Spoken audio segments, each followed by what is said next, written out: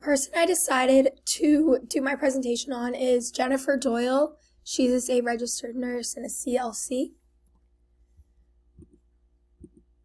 So who is Jennifer Doyle? She works at the Bangor Public Health and Community Services as a program manager. She has a background in nursing. She started in acute care and then went to the Red Cross Blood Services, then went on to be a liaison for New England Rehab, where she reviewed for qualified acute rehab. And then she got this job about 3 years ago, and she was in the process of writing a grant when COVID hit, so she was in the perfect timing of it all. So what does she do at her job? She is, like I said, the program manager, and she works with multiple different programs throughout the Bangor Public Health Department.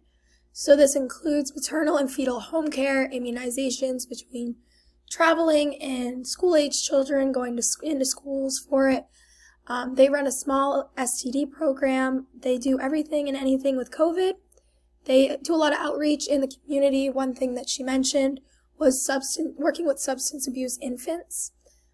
She also works on different policies, giving presentation, and works on anything having to do with COVID, whether it's getting information out or getting the vaccines out and everything like that.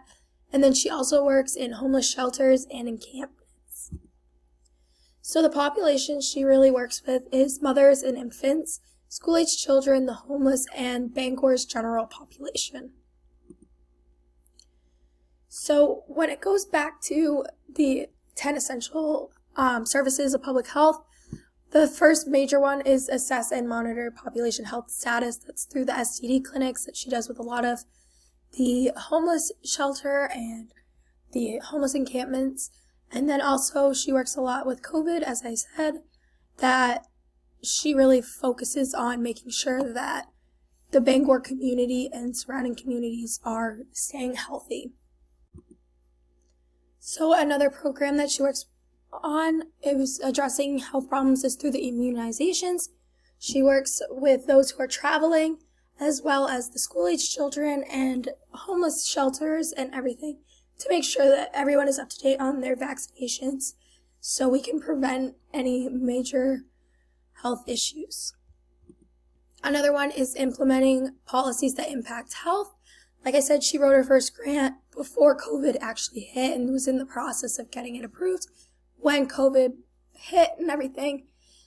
So she's done a lot of grant writing since then, but that was her big milestone story that she told me about. And finally, she communicates to inform the public. She does a lot of presentations, whether it be in schools, homeless populations, just around town. She really works to get the information out to the people in the community.